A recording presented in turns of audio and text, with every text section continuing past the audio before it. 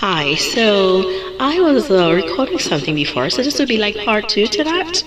And what I'm saying is pretty much that if serving God is holiness and God is holy, we should be like Him, right? And we find that spirituality and the supernatural realms of God is something divine, holy, and just, right? The presence of God is security in God, right? The presence of God being where He wants us to be, humbling ourselves before Him, serving Him, worshiping Him, adoring Him, being who we're supposed to be as people that He called us to be in life, is generally the will of God. So how can you then call something that's unholy, spiritual, and how can you call it supernatural?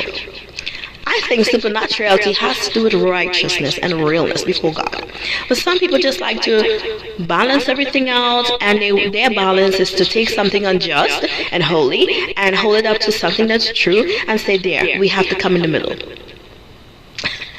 I don't see witchcraft as being anything spiritual, supernatural. I see it as superstitious because it's something that people are doing that's against the knowledge of God.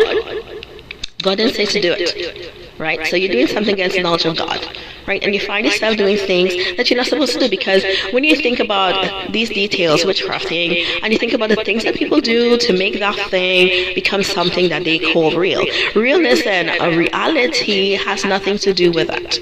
Okay, that's off balance for me. I think that when you're thinking about things that's not reality, not stable, not functional, not balanced, you become unstable, you become fictional, you become off balance, you become kind of crazy there, you become unstable, right? Instability, craziness, not being balanced, not being where it's supposed to be, not in the will of God. You desire wrong for people and you go after it.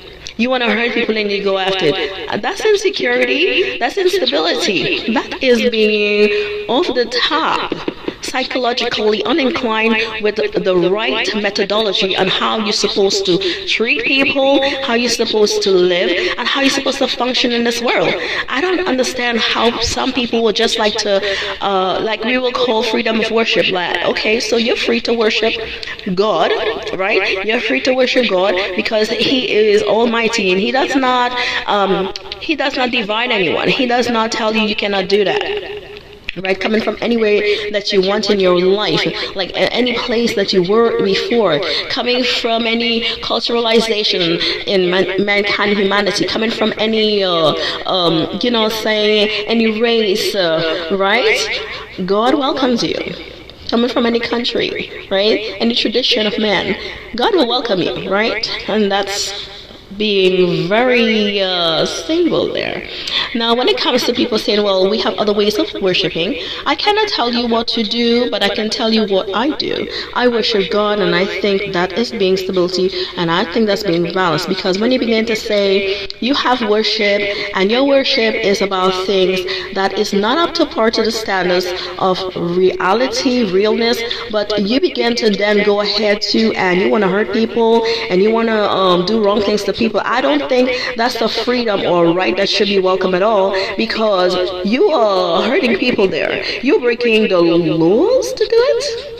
Not just the commandments of God, but you're breaking the laws in your own country to go ahead and do things that's unstable and fictionally really